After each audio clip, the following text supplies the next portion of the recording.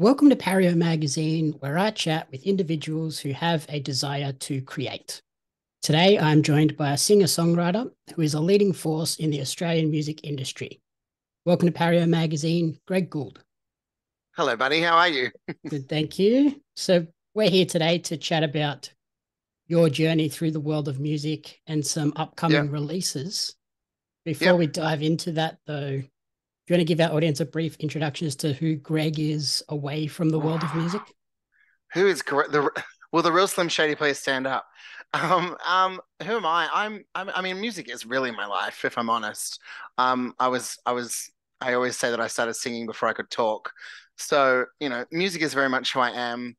Um, I mean, but apart from that, I like to hang out at the beach. I like long walks on the beach. I don't know. I'm a pretty fun-loving guy. I have some wonderful friends in my life, and I'm in my mid-30s, so I keep it real. I live a fairly simple life, and I have big dreams, and I work really hard to achieve all those dreams. I have a wonderful fiance, Brad. He keeps me grounded. And yeah, just I think I really look for the simple things in life, like great friendships, good champagne, and yeah, just spending spending my time with good people. Yep. Yeah, I found that this introduction question always seems to be the hardest one for anybody to answer when we kick off these interviews. How did I do? Very good, but it always seems to be that, yeah, who are you away from your passion? It's like I don't know. Well, I guess look, as I said, I love to chill out. So for me, the music industry is so full on. So when I'm not doing something music related, I definitely like to chill out and just kick back, have a nice glass of wine, and enjoy the simple things in life. Yep. So then onto the music. When and how did you sort of first discover this passion? Um, as I said, I've always sort of sung, but I never realized I had a gift until I was in year two at school, and I brought in one of those little My First cassette recorders with a little microphone attached to it for show and tell. And Tina Turner's "What's Love Got to Do with It" was in the cassette player, and I belted it out, and the teacher was like, wow, you can really sing, and put me on the school assembly, and I was the star of the school assembly. But that's when I first realized that I had a gift because I just thought everyone could sing. When you're young, you think all the skill sets that you have is just what God's given you, right? So for me, it was a very young age, and then my parents put me into Johnny Young Talent School, which was great because I was around like-minded kids who loved to sing, dance, act, and all those sort of things. But I really took it seriously in my early 20s, and obviously now in my 30s, it's what I do for a living. So Okay, so you were performing from quite an early age and yeah, on I a, used to on a do the stage shopping. in front of a big crowd. Yeah, I used to do the shopping centers and the big carols by candlelights as a kid. Um, Obviously always had bigger dreams. When you're a kid though, everything seems big. So shopping centers for me, I had made it. Like so yeah. I used to perform. I was lucky to have parents that really encouraged me to perform a lot. Would you say your parents are your biggest influence on your music growing up, and has that Look, changed over the years? I would say that I'm lucky to have parents that had great taste in music. And that influence definitely played a huge role in terms of what they listened to. Eurythmics, Fleetwood Mac, Aretha Franklin, Elvis Presley, the Eagles, all great inspirations in terms of songwriting and music. But no, they're not musical, so to speak. I'm the creative in the family, so I had to kind of create my own path at the same time. Okay, at least they were supportive in the journey. They weren't like, get a real job. Definitely. No, oh, look, there were definitely times when my dad said, "Is this music thing going to work for you?" Because he obviously wanted me to be financially stable. So there's definitely times that my father has definitely said, "Is this going to work out? You're going to have to find some sort of income." But luckily, I've reached that point where now I can earn a decent living from what I do. Okay. And how have your musical influences evolved over the years? Um, I think I've stuck to the big ones like the Whitney Houstons and the Mariah Careys that you know that I I wore out their CDs as a kid. Um, but I definitely am more eclectic now than I used to be. And my music tastes are a lot broader than they used to be. Like I love jazz. I love, a bit of rock and roll. I love pop. I love dance music. Whereas it was probably a little bit more niche before, whereas I like a lot of different styles of music.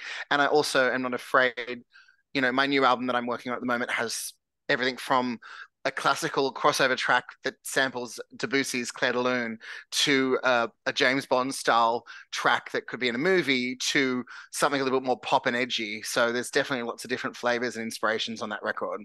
Very nice. Yeah. And your most recent single, Marching On, saw you collaborating with Grammy award-winning producer Dave Ord. Can you sort of Dave talk, O'Day? or Yes. Day? Yes. Can you talk to us about Yes. the inspiration and story behind creating that single? Yeah. So initially I was going to write something for Sydney World Pride, which was in March. It's the first time World Pride has been, it's kind of like the Olympics, it moves around different cities. And we had it in Sydney.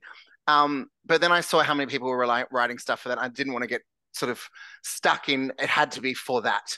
But the inspiration was there to write something about my community and the queer community. And I really wanted it to be something that made a statement and wasn't, I love camp pride songs, don't get me wrong. I'm the first to the dance floor when Beyonce's Crazy in Love comes on. But but for me, I wanted to write something that, you know, Pride started as a march. In 1978, the very first Mardi Gras, people were arrested. It was a protest.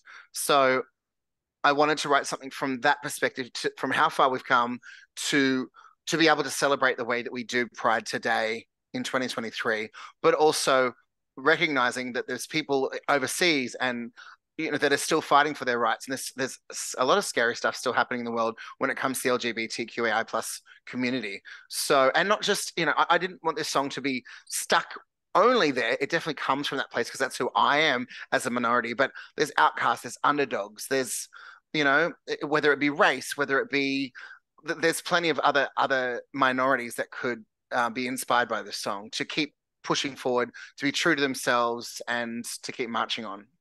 Okay, so yeah, like pride was the seed of the song, but then the tree grew up and sort of covered a I much like that. broader base. I like that. Perfect. Perfect. Exactly. It sprouts further because it doesn't just speak to my community. There's lots of other minorities and communities that have been outcast or that get treated with prejudice or discrimination that have had to fight for themselves. Look at the Black Lives Matter movement. Mhm. And so Dave had previously worked with some of the biggest names in pop, such as Lady Gaga, Beyonce, Celine Dion, Madonna, and Bruno Yeah. Mars. Did Yeah. that make it a somewhat daunting prospect to then be working with him on this song? Well, obviously, when it comes to big artists like this, they've got to say yes first. So that in itself made me very proud because he is such a legend and he's worked with some of my biggest idols. So for him to want to work with me and think that I've got a powerful voice and all the lovely things that he's said about me, um, means a lot to me. The song was already written. He's done the remix, so it wasn't daunting in terms of working with him because he just created his own magic. We didn't give him any sort of preconceived ideas of what the remix should sound like. I wanted it to sound like a Dave or Day mix, which he's very iconically known for. So, and when I heard the first draft, I was like, he's giving me everything I needed. It's like this is exactly what, like, without knowing what it was going to be, it was exactly what I needed it to be. And it's I think he's done an incredible job. And what I like about his mix mostly is that he hasn't lost what's powerful about the song. It's still that message still comes through within his production, but obviously his is a much more danceable version of the song. Okay, fantastic. And obviously that process was very successful with the song being chosen as the official anthem of Darwin Pride. Yeah. Was that a really powerful moment for you as well? We spoke just recently about just now about other minorities. Darwin has that. They have a huge presence for First Nation people, and I think that that's really special. I've never been to the Northern Territory, but I know that they're years behind a lot of us in terms of this. I think this is the third year they've had this Pride, whereas Sydney's been having it for a lot longer. So to represent a more remote place like that means everything to me. And it's exactly, I couldn't be prouder that this song chosen to represent something like Darwin. And Darwin Pride is just a sort of another notch on your belt in terms of LGBTQI events. You've performed at the Pride Cup, Sydney World Pride, and the Sydney Mardi Gras. How And special? I've also done Hamburg Pride, which was pretty cool as well. Okay. Across the And yeah. how special are those moments and how important are those events for you? I never take them for granted because, you know, to be chosen to represent a whole community is pretty special, particularly with something like the Pride Cup being the first time they've ever had a halftime performer. I couldn't believe that asked me, and I pinch myself every day when things like that come my way. I work really hard, and I'm the kind of performer that doesn't wait for the phone to ring. I create my own work, I create my own productions even, but when the phone does ring for something like that, it means so much to me. And then looking ahead, you have the album in the pipeline that you mentioned. Is this song a good example of what we can expect from that album? I think this really does make a statement for me as an original artist because most of my successes, I was on Australia's Got Talent in 2013, which is about 10 years ago now. And most of my successes have been covers or, they really have been in that world. So this to me is my first step into a fully original space. So yeah, I do think it's a statement. It's who I am. It's about me and my community. And I think the style of the song too, it has that rag and bone man sort of vibe to it. People haven't expected that from me because I've just done sort of covers up to now. So it was definitely a statement of what's to come. Absolutely. Has that been an exciting process of exploring that new creative side where you are doing those originals rather than the covers? Well, it's not that I haven't been writing songs for the last 10 years because I have, and I've had a lot of false starts. I even had an album that I produced that sat on a shelf in a record label. Like I've had a few unfortunate false starts. So for me, now doing this on my own, I've just launched my own record label, Dreamhouse Records. It's all on my own terms, and I'm not ashamed to make a statement with this record. So I've really enjoyed that process this time, making my own decisions. I make the shots, so any successes we have or failures, but we'll focus on the successes, are on my own terms. And it feels so much better to have success when you've worked hard for it yourself. And has that been a learning curve as well, going into the sort of record label side of the business as well? Definitely. And I'm still a work in progress and I'm still learning. This industry evolves all the time. I'm not saying what happened was right or wrong, but I know that I'm glad that I'm where I'm at right now. And I feel like I'm meant to be here. And it's almost like it was meant to happen that this is my first step into original because I have so much more to say now. And I guess having that album sort of locked away by a studio is what pushed you to go down this path anyway. So without that, you wouldn't be here. Sure. Yeah, absolutely. Actually, a couple of the songs from that album I have reimagined for this record. So the ones that meant I've carried them with me, and I've created some more another body of work around those songs. Fantastic. And once this Yeah, album drops, can fans expect to see you touring around the country more? absolutely. Definitely touring with more original music. Um, I'm in the middle of working with someone to make a really special album launch, something that probably people haven't seen before. So I've definitely had plans to make a splash. And you mentioned sort of you work on creating everything. What makes a Greg Gould show so special? Oh, um, honest. I'm very honest. I think people have a good time because I make people laugh. I'm a bit of a larrikin. Um, I call it like I see it, and I'm 100% myself. And I think, yeah, honest vocals. I've got a big voice as well. So, but I think when you have originals heard, particularly for the first time, like people haven't heard these songs, there's something really special in that because you're hearing these stories for the very first time. Okay, brilliant. So finally, where is the best place for people to support you, track your creative journey, and sort of keep an eye out for these tour shows?